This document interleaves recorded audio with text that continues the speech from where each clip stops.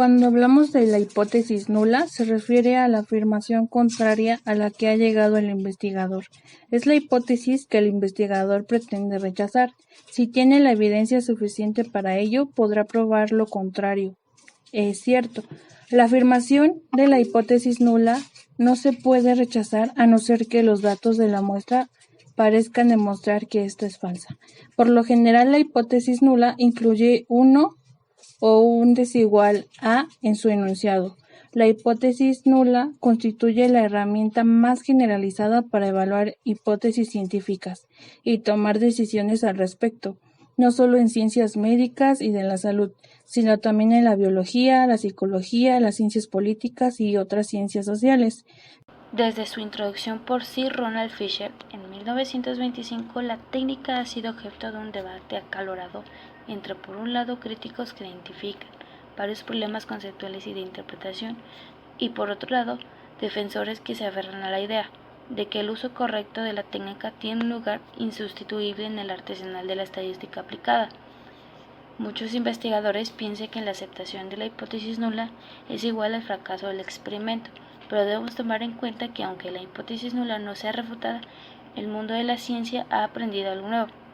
En el sentido estricto del término fracaso, solamente debe implicarse cuando hay errores en el diseño experimental o cuando las suposiciones iniciales son incorrectas.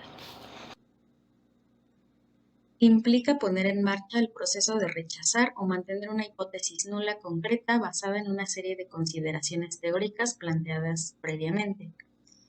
El procedimiento no especifica realizar predicciones sobre la hipótesis de investigación científica, sino que las predicciones se realizan sobre las hipótesis estadísticas de nulidad, y será su rechazo lo que dará crédito a la hipótesis de investigación que ni es especificada ni comprobada con dicho procedimiento estadístico.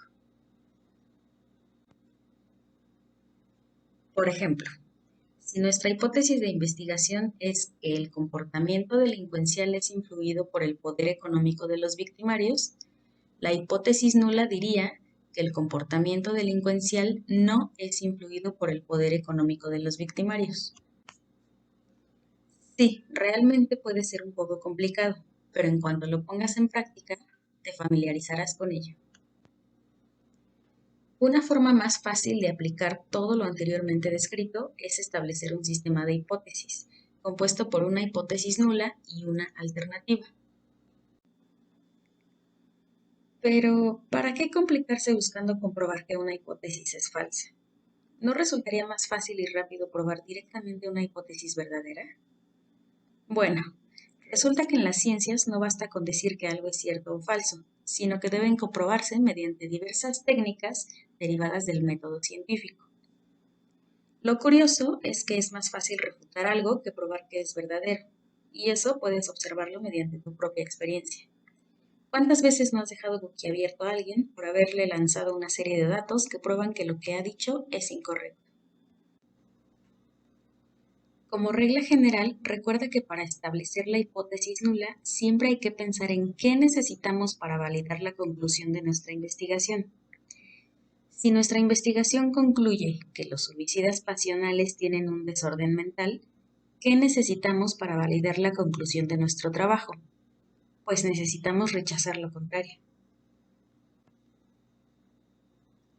Tras el contraste realizado, el investigador podrá rechazar o no la hipótesis nula, probando así que la hipótesis alternativa es cierta.